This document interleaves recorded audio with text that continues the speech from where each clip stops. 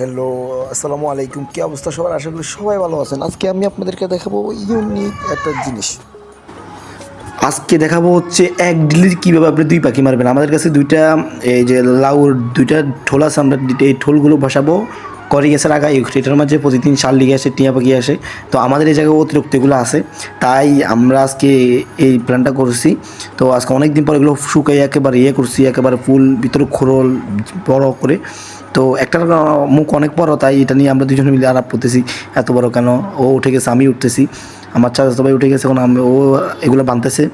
তো আমি নিচ থেকে ওর রশি দিতেছি, ওরে এইভাবে বাঁধতে বাঁধতে বলতেছি। আমরা কীভাবে উঠছি আপনারা দেখবেন, আমরা বাঁশ দিয়ে উঠছি, দেখাইতেছে দাঁড়ান আপনাদেরকে আগে দেখাই এটা কীভাবে বাঁধতেছে।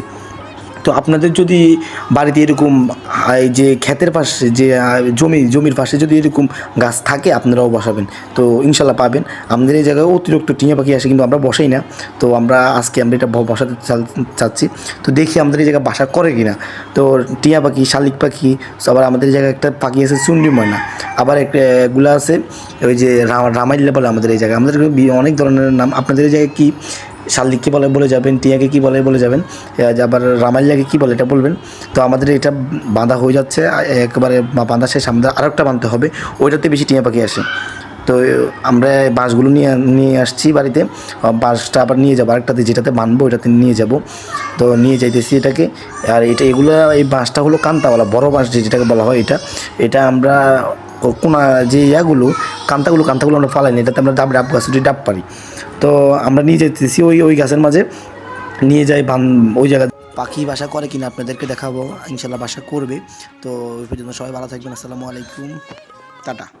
ভিডিওটা আরও কিছুদিন আগের, আশা করি সবাই কাছে ভালো লাগবে। আজকে আমি আপনাদেরকে একটা আমার খুশির ধরুন আমার খুশির একটা খবর দেখাবো। খবর বলতে, কালকে পাখিগুলো যে জায়গায় দিয়েছিলাম, ওই দিন ডাকগুলো যে জায়গায় দিয়েছিলাম ডাকগুলো নিয়ে আসছি। উনি বিদেশ চলে যাবে, তাই উনি আমাকে পাখিগুলো দিয়ে দিচ্ছে। উনি পালতে আর পারতেছে না, তো আমি আপনাদেরকে দেখাবো, চলেন। আর আমাদের এই যে ওয়েদারটা দেখেন, কি বাতাস হচ্ছে, আর কি ভালোই লাগতেছে এত বাতাসে। ভিডিওটা কিন্তু আরও বেশ কিছুদিন আগের করার, আপনাদেরকে দেখাচ্ছি।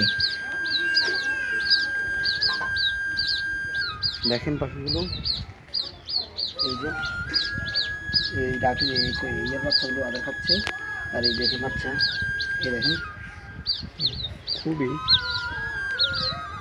পাখিগুলো দেখছেন।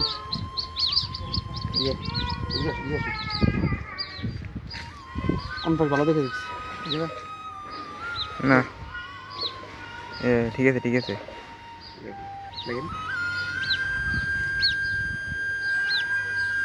দেখছেন একটা ফুল ইউনিকে, দেখেন পাগুলো ফুল কালো কালো, একবারে ফুল কালো, একবারে বলতে গেলে ফুল কালো এটা। এগুলো দেখেন বাচ্চাগুলো, চোখগুলো দেখেন ভাই, অনেক সুন্দর। এই যে চোখগুলো, এই দেখেন, এইগুলো অনেক জোর লাভ দেয়। এই যে দেখেন,